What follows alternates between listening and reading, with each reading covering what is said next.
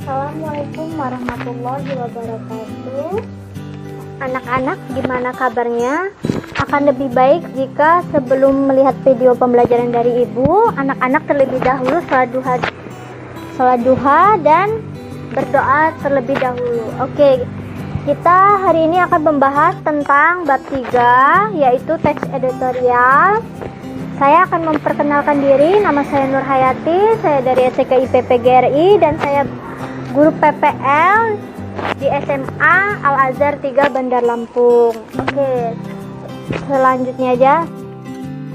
Pengertian teks editorial ialah artikel pokok dalam surat kabar yang sedang dibicarakan saat diterbitkan. Nah, biasanya memberikan informasi yang sedang hangat-hangatnya atau masalah yang aktual, terbaru, serta penegasan pentingnya dalam permasalahan.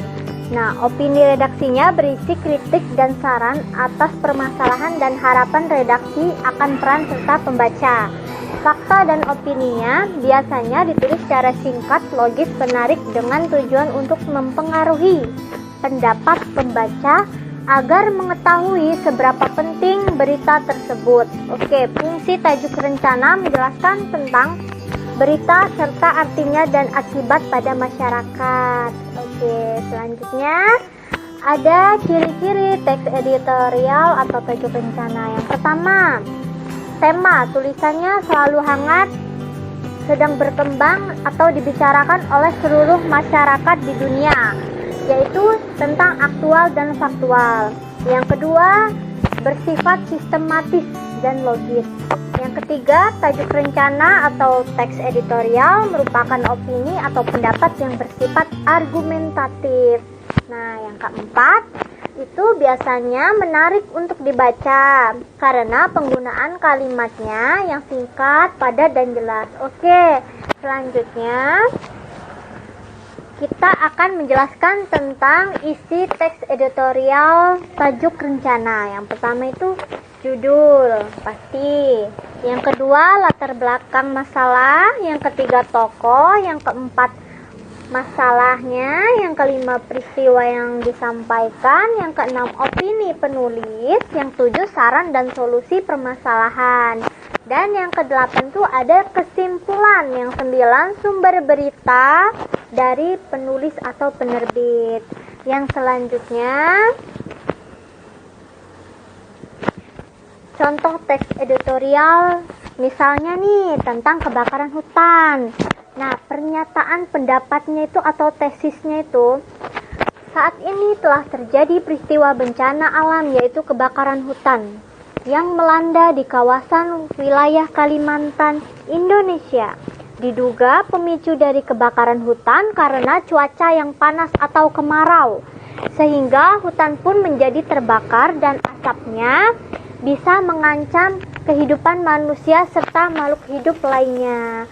Semua pihak telah mencari upaya untuk memadamkan atau menyelesaikan masalah ini, sehingga bencana kebakaran hutan bisa segera diselesaikan dan menghindari penggundulan hutan serta merusak ekosistem alam yang ada di Indonesia. Yang selanjutnya, argumentasinya. Oke, karena bencana hutan yang menyebabkan asam tebal ini masuk ke daerah pemukiman warga, maka diperkirakan akan muncul penyakit yang menyerang manusia, hewan, serta tumbuh-tumbuhan. Penyakit yang akan menyerang yaitu berhubungan dengan sistem pernapasan.